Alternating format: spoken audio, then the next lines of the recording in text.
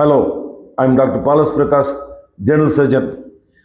ஒரு மனிதனின் கால், பாதம், கணுக்கால், அதில் வரும் புண்கள் பலவிதம். அதை பற்றி இன்று மருத்துவ அறிவு என் மூலம் தெரிந்து கொள்ளுங்கள்.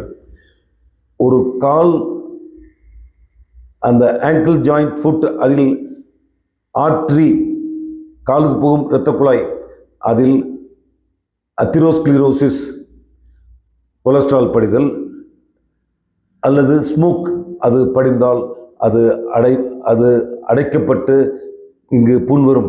That is ulcer due to arterial partial block.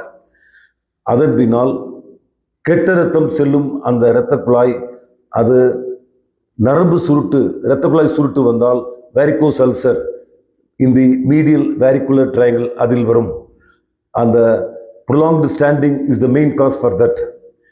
அதன் பின்னால் இந்த ஆர்ட்ரியும் வெயினும் சேர்ந்து வரும் அந்த கலப்பு, agriculture job, standing, prolonged standing, அவர்களுக்கும் இந்த இடங்களில் அல்சர் வரலாம்.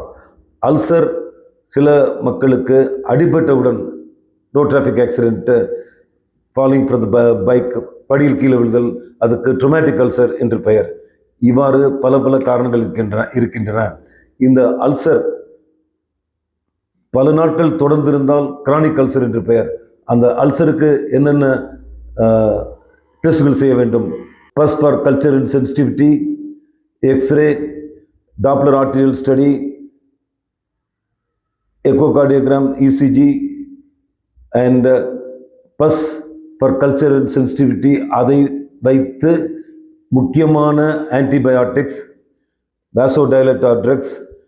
அதற்கு பின்னால் prevention is better than cure.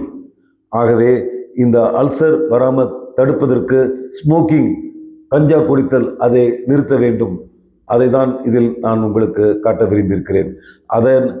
அந்த அல்சர் தொடர்ந்து கட்டுப்போட்டாலே சரியாக வரும். சில பேருக்கு அதிக அளவு பாதிப்பு இருந்தால் wound debridement, சிலருக்கு even amputation of the toe, amputation, Syme's amputation, below knee amputation and followed by processes, அது கூட செய்ய வேண்டிய கட்டாயம் ஏற்பட்டாலும் ஏற்பட்டுவிடும். அதை நீங்கள் என் மூலம் தெரிந்து கொள்ளுங்கள்.